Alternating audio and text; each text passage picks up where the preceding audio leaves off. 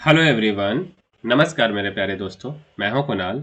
और आज यार हमारा जो टॉपिक है NCERT line by line series का। इसके अंदर यार हम लोग ना इलेक्ट्रिक डाइपोल को पढ़ने वाले हैं, ठीक है। तो चलिए यार शुरू करते हैं अपने इस वीडियो को। 25 फरवरी 2024 संडे आज दिन है। क्या है पहले हम आपको यहाँ से यहाँ तक समझाते हैं। इसका हम शॉर्ट वीडियो भी धीरे धीरे बना करके 4-4 5-5 मिनट का डालते जा रहे हैं, तो आप वहाँ से भी हेल्प ले सकते हैं क्योंकि अगर इतना लंबा सा वीडियो नहीं पसंद आए तो, है ना। बट हम कोशिश करते हैं यार कि जितना भी सिंपल हो सकता है उतना करते हैं। इससे भी सिंपल फिर जब कभी नया वीडियो बनाएंगे तो उसमें किया जाएगा, ठीक है, क्योंकि एनसीईआरटी का लाइन ना काफ़ी ज़्यादा टफ होता है। तो हमारा कोशिश है कि मतलब डेरिवेशन को बाद में कर दिया जाए, ठीक है। डेरिवेशन पे बहुत ज़्यादा फोकस नहीं किया जाए। जो मेन मेन पॉइंट है, जो बुलेट पॉइंट्स हैं, जो कि इम्पोर्टेंट है एग्जाम पॉइंट ऑफ व्यू से, चाहे वो बोर्ड हो चाहे वो नीट हो, है ना। तो उस चीज़ों को निकालना है इसमें से। तो चलिए शुरू करते हैं। Electric dipole. N electric dipole is a pair of equal and opposite point charges q and minus q separated by a distance 2a. The line connecting the two charges defines a direction in space. By convention, the direction from minus q to small q is said to be the direction of the dipole. The midpoint of locations of minus q and q is called the center of the dipole. देखिए इतना में क्या बोल रहा है कि जो electric dipole है वो pair of equal and opposite point charges है। पॉइंट चार्ज के बारे में भी हम आपको बता चुके हैं।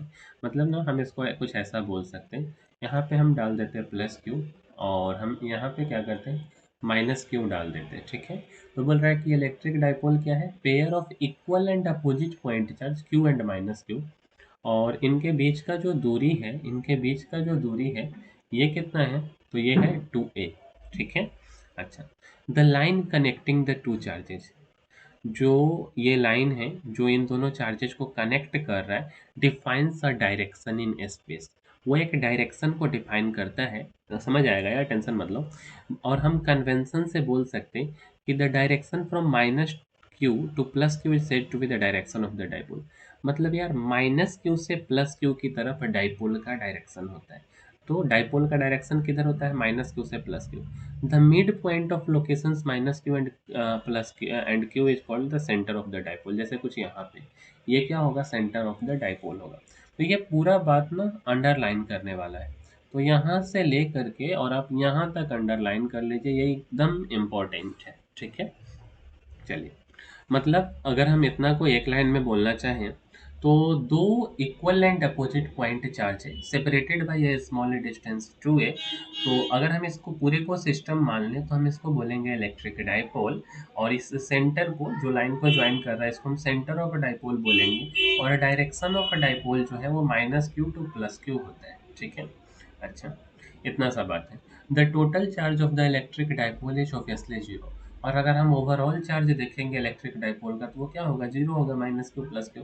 This does not mean that the field of the electric dipole is zero, since the charge small q and minus q are separated by some distance. The electric fields due to them, when added, do not exactly cancel out. However, at distances much larger than the separation of the two charges forming a dipole are greater and greater than 2a, the fields due to q and minus q nearly cancel out. The electric field due to a dipole therefore falls off at large distance faster than like 1 upon r square. The dependence on r of the field due to a single charge small q. These qualitative ideas are borne out by explicit calculations as follows। क्या बोल रहा है कि अगर हम total charge की बात करेंगे, इलेक्ट्रिक डाइपोल के टोटल चार्ज की बात करेंगे तो ये क्या होगा, जीरो होगा, ठीक है। बट इसका मतलब ये नहीं हुआ कि जो फील्ड है, इलेक्ट्रिक डाइपोल का फील्ड है वो जीरो हो जाए। बोल रहा है कि सेंस, क्योंकि जो charge small Q and minus Q है ये कुछ ना कुछ दूरी पे सेपरेट है, ठीक है। और जो इनके द्वारा इलेक्ट्रिक फील्ड बनाया जा रहा है और उसको अगर हम ऐड करते हैं ना तो वो एक दूसरे को कैंसिल नहीं कर पाता, ठीक है। मतलब अगर हम यहाँ से यहाँ तक की बात को बोलें तो टोटल चार्ज जरूर जो है जीरो हो जाएगा बट टोटल फील्ड जीरो नहीं होगा, ठीक है। हालांकि अगर हम डिस्टेंस को बढ़ा देते much larger than the separation of two charge, मतलब डिस्टेंस को बहुत बढ़ा दें, आर जो है मतलब जो डिस्टेंस है वो 2a से भी बहुत ज़्यादा बड़ा हो जाए, तो जो फील्ड बनेगा क्यू एंड माइनस क्यू के कारण वो एक दूसरे को कैंसिल कर देगा। ठीक है, तो the electric field due to a dipole, तो डाइपोल के कारण जो इलेक्ट्रिक फील्ड है वो फॉल ऑफ कर जाएगा लार्ज डिस्टेंस पे faster than like 1/r² dependence on R of the field. Distance का स्क्वायर हो जाएगा जिसके कारण ये फॉलो अप कर जाएगा। और ये जो क्वालिटेटिव आइडियाज है ये कैसे निकला है, तो ये बहुत ज़्यादा ना कैलकुलेट करने के बाद निकला, बट ये चीज़ ऐसा नहीं कि हमारे एग्जाम में इसमें से कुछ पूछने वाला है इतना में से, मेनली रूप से यहाँ से पूछा जाएगा। ठीक है, और ये बात कि total charge of the electric dipole is obviously zero, इसको भी हम हाईलाइट कर लेते हैं, है ना। क्योंकि ये भी ज़रूरत ही है कि जो टोटल चार्ज है इलेक्ट्रिक डाइपोल पे, भाई पूरा नहीं हाईलाइट होना है, ये जीरो हो गया। इलेक्ट्रिक और इलेक्ट्रिक डाइ field of the electric dipole is zero, ये भी बात हाईलाइट कर लीजिए। ठीक है, इसका मतलब ऐसा नहीं कि फील्ड भी जीरो हो जाए। तो ये है इतना सा कहानी। अच्छा, आगे देखते हैं। ये है तो डेरिवेशन, बट डेरिवेशन हमको करना है नहीं फिलहाल इसमें, उसके लिए अलग वीडियो हम बनाएंगे। ठीक है, बट एक बार पढ़ करके निकल जाएंगे आगे। The field of an electric dipole क्या है? The field of an electric dipole, the electric field of the pair of charges minus q and q at any point in space can be found out from Coulomb's law and the superposition principle. The results are simple for the following two cases: when the point is on the dipole axis and when it is in the equatorial plane of the dipole, that is on a plane perpendicular to the dipole axis through its center. The electric field at any general point P is obtained by adding the electric fields E minus Q due to the charge minus Q and E plus Q due to the charge Q by the parallelogram law of vector। ठीक है, देखो इतना में क्या बोल रहा है, बोल रहा है कि जो पेयर ऑफ चार्ज है माइनस क्यू और क्यू, तो इसके कारण जो इलेक्ट्रिक फील्ड बन रहा है किसी भी पॉइंट पे स्पेस में, और उस चीज़ को अगर हमको निकालना है तो हम कैसे निकालेंगे? कूलम्स लॉ की मदद से और सुपरपोजिशन प्रिंसिपल की मदद से। और जो रिजल्ट आएगा वो सिंपल आएगा for the following two cases, है ना। इन दो केसेज के लिए पहला केस क्या है कि when the point is on the dipole axis, पहला केस है कि पॉइंट कहाँ पे है? डाइपोल एक्सिस पे। एंड दूसरा जो केस है वो क्या है कि व्हेन इट इज एन मतलब equatorial plane of the dipole हो। इस बात का क्या मतलब हुआ कि that is on a plane perpendicular to the dipole axis through its centre, मतलब परपेंडिकुलर में होकर कहीं यहाँ पे ऐसा कुछ है ना इन जगहों पे। ठीक है, अच्छा। The electric field at any general point P is obtained by adding, मतलब किसी भी जनरल पॉइंट पे अगर हमको इलेक्ट्रिक फील्ड निकालना हो पॉइंट पी पे, is obtained by adding the electric field E minus Q के कारण due to the charge minus Q and E plus Q due to charge Q by the parallelogram law of vector से। ठीक है, ये part of derivation है, बस हम एक बार पढ़ के निकल रहे हैं इसको। ठीक है, तो पहला वाला क्या है? For points on the axis, है ना। Let the point P we at distance r from the center of the dipole on the side of the charge q as shown in figure 1.17a। then देखिए ये वाले figure की बात कर रहा है ना, इसकी। ठीक है, मतलब ए वाले की, बस इसको हम एक बार पढ़ के निकालते हैं। तो जो ई माइनस क्यू है वो ये है, ई माइनस क्यू 4πε0 आर प्लस ए का होल स्क्वायर पी, जहाँ पे इसको हम तो ये कर दिए ना, ये वाला को अंडरलाइन आप कर लीजिए। ठीक है, अच्छा। और where P cap, P cap तो इसमें है नहीं, वेयर की पी कैप यहाँ पे होगा। ठीक है, is the unit vector along the dipole axis from minus Q to q, also e plus q equal to क्या है?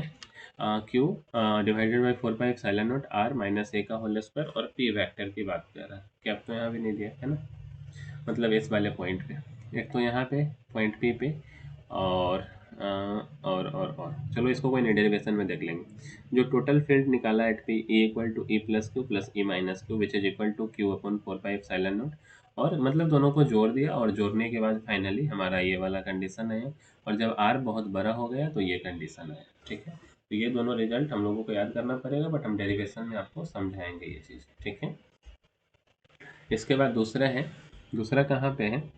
तो यार for points on the equatorial plane, जिसके बारे में हम लोग अभी चर्चा किए थे, इसमें देखते हैं क्या क्या दिया है। The magnitude of the electric fields due to the two charges plus q and minus q are given by E plus q equal to q upon 4πε0 1/r² plus a² और E minus q equal to q upon 4 pi epsilon naught और 1/r² plus ए square, है ना, and are equal. तो क्या क्या है, electric field of a dipole at, पहला है a point on the axis और B a point on the equatorial plane of the dipole. P is the dipole moment vector of magnitude P equal to Q into 2a and directed from minus Q to plus Q, ठीक है।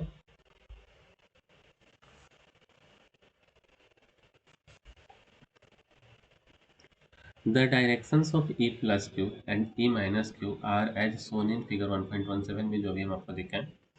Clearly the components normal to the dipole axis cancel away, the components along the dipole axis add up.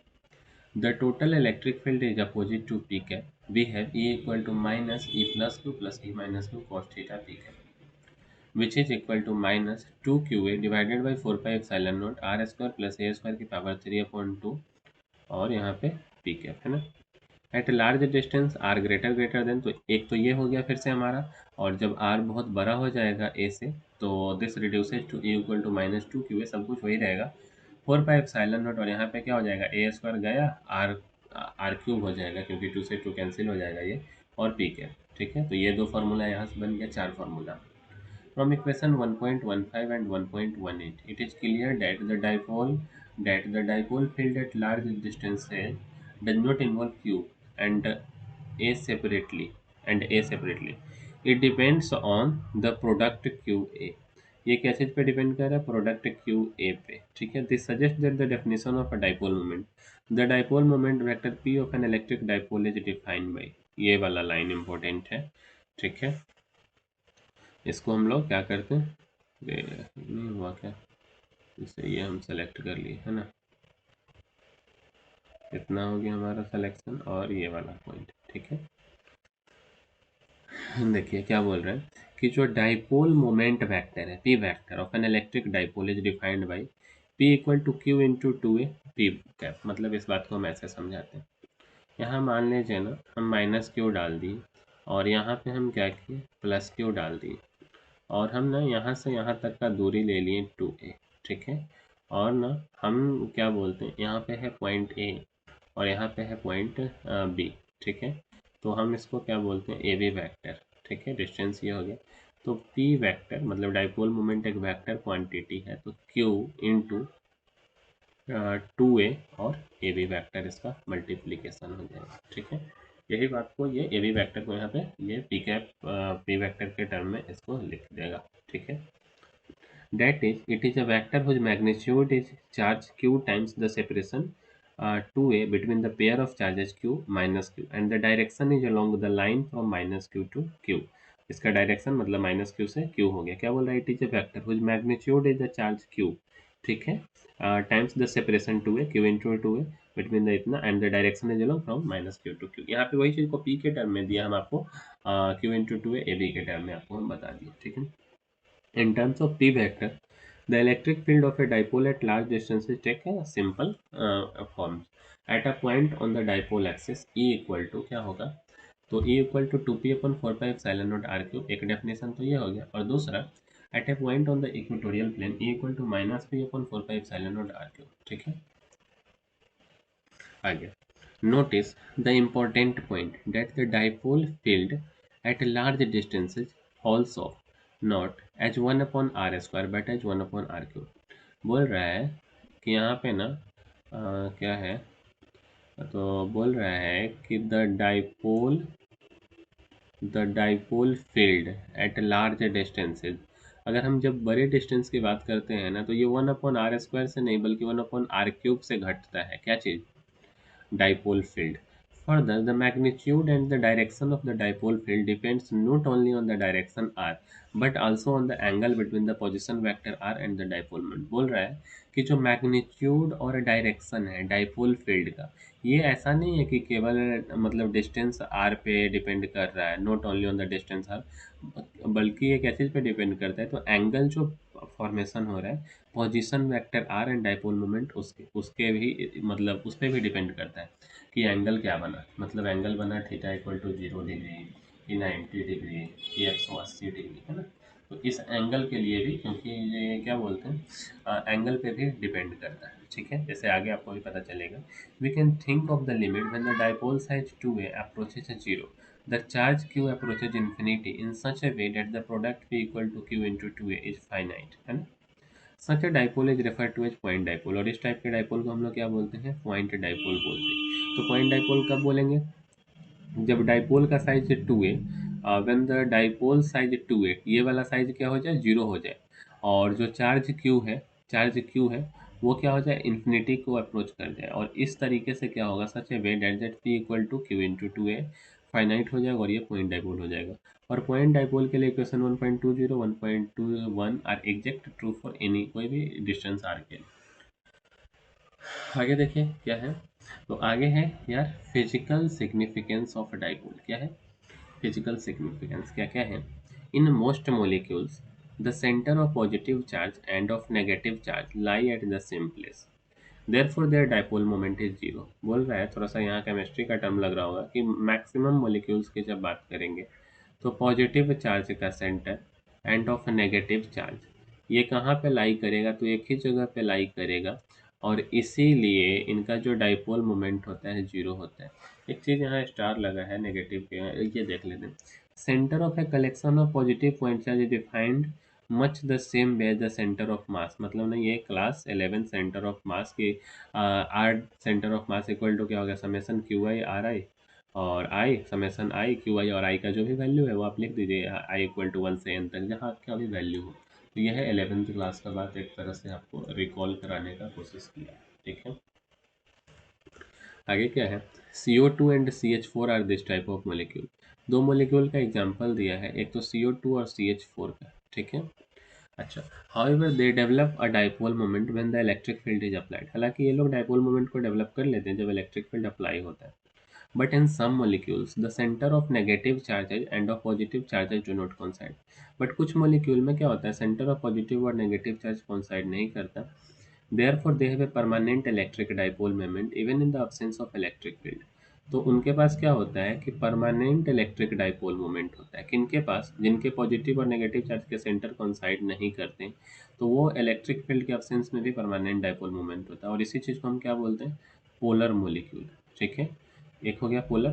तो water molecule H2O is an example of this type, मतलब polar का example क्या है, तो polar का example है H2O, क्या है H2O, ठीक है।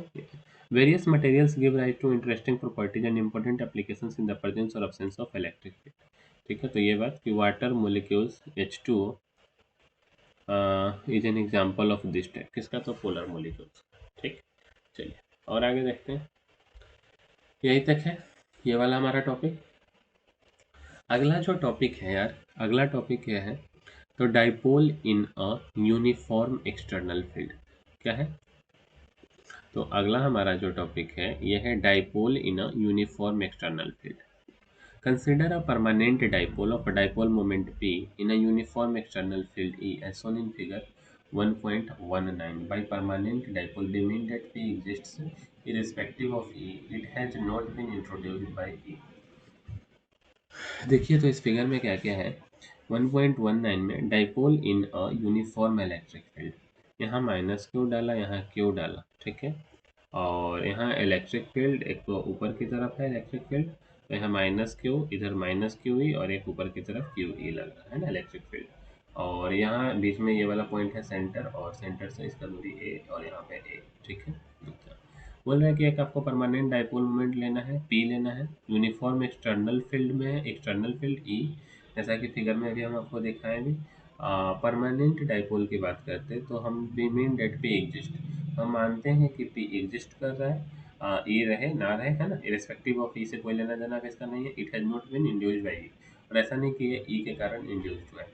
There is a force Q E on small Q and force minus Q E on minus Q, ठीक है। ये बात हम लोग पहले भी पढ़ चुके हैं कि क्यू ई और माइनस क्यू ई वाला। The net force on the dipole is zero, बिल्कुल सही बात है कि नेट फोर्स जीरो होगा, यहाँ से इस बात को आप क्या करेंगे, अंडरलाइन कर लेंगे, ठीक है। सिंस ई इज, यहाँ पे ई क्या है, यूनिफॉर्म है। However the charges are separated, हालांकि जो चार्जेज हैं वो क्या है, सेपरेटेड हैं। So the force acts at different points the resulting in a torque on the dipole, और इसके कारण फोर्स अलग अलग जगह पे लगेगा और इससे टॉर्क डेवलप हो जाएगा।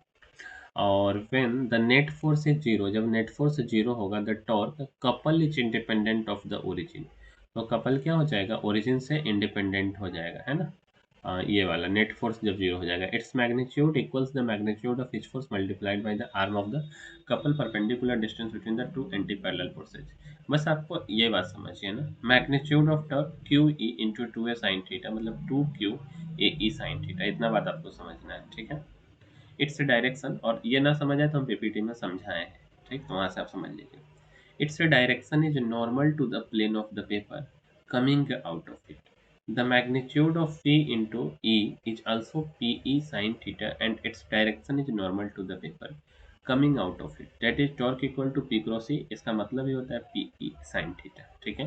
This torque will tend to align the dipole with the field E. When P is aligned with E, the torque is zero. ठीक है. माइनस क्यू क्यू, और इसका जो डायरेक्शन है माइनस क्यू से क्यू की तरफ, माइनस क्यू पे जो फोर्स लग रहा है क्यू के कारण, है ना, और क्योंकि इलेक्ट्रिक फील्ड इधर प्रेजेंट है और इलेक्ट्रिक फील्ड के डायरेक्शन में फोर्स ऑन क्यू इधर की तरफ, ठीक है। इतना आगे क्या है, what happens in the field if the field is not uniform, in that case the net force will evidently be non-zero. In addition, there will in general be a torque on the system as before. The general case is involved. So let us consider the simpler situations when P is parallel to E or anti-parallel to E. In either case, the net torque is zero, but there is a net force on the dipole if E is not uniform. क्या बोल रहा है कि क्या होगा जब ना field uniform नहीं होगा, what happens if the field is not uniform. और इस केस में जो नेट फोर्स है, ठीक है, क्या है, जो नेट फोर्स है वो क्या होगा, विल एविडेंटली नन जीरो, और in addition there will be in general a torque on the system as before, ठीक है। इतना में बहुत ज़्यादा बात नहीं है, आगे थोड़ा सा बढ़ते हैं। फिगर 1.20 इज सेल्फ एक्सप्लेनेटरी, जो अभी फिगर देखें वो अपने आप में एक्सप्लेनेटरी है। It is easily seen that when P is parallel, जब क्या हो जाएगा, पी हमारा पैरेलल हो जाएगा, पैरेलल टू ई, किसके पैरेलल, इलेक्ट्रिक फील्ड के। The dipole has a net force in the direction of increasing field, जिधर फील्ड बढ़ेगा उधर नेट फोर्स होगा, ठीक है। मतलब कि देखिए तो इलेक्ट्रिक फील्ड, और यहाँ पे हो गया पी माइनस क्यू से क्यू, ठीक है। इलेक्ट्रिक फील्ड के डायरेक्शन में फोर्स ऑन क्यू, और यहाँ पे माइनस क्यू, तो force on minus Q. Direction of net force किधर है, तो अगर आप नेट फोर्स का डायरेक्शन देखेंगे तो इधर की तरफ, और इंक्रीजिंग फील्ड का डायरेक्शन किधर है, इधर की तरफ, ठीक है। वही बोल रहा है कि when P is anti parallel, जब P क्या हो जाएगा, anti parallel to the net force on the dipole is in the direction of decreasing field. In general the force depends on the orientation of P with respect to. जो बात यहाँ लिखा हुआ है वही बात यहाँ पे है, भी दिखाया भी हुआ है फिगर में, जो कि अभी आप देखे हैं।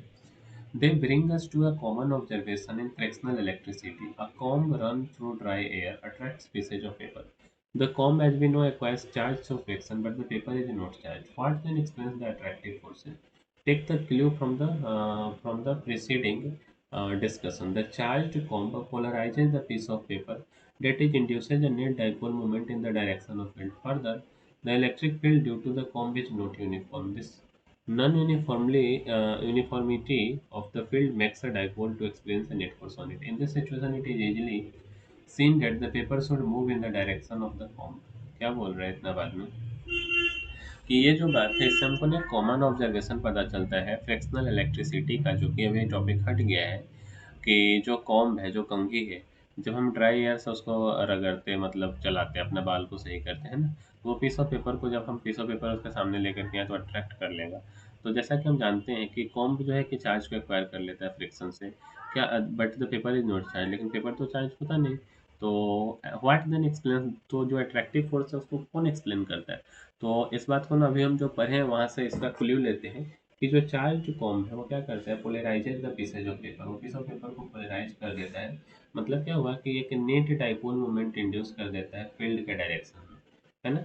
और जो electric field due to comb होता है वो नॉट यूनिफॉर्म होता है। जो non uniformity of the field makes a dipole to experience, और नॉन यूनिफॉर्म होने के कारण क्या होता है, the non uniformity of the field makes a dipole to experience a net force on it. In this situation, it is easily seen that the paper should move in the direction of the comb. Paper क्या करेगा, in the direction of the comb. अगला जो हमारा यार topic है वो है continuous charge distribution, है ना। तो इसको हम लोग क्या करते हैं, मतलब इसको ना यार अगले वीडियो में करते हैं, ठीक है, कंटिन्यूअस चार्ज डिस्ट्रीब्यूशन को। तो मिलते हैं अगले वीडियो में, तब तक के लिए धन्यवाद।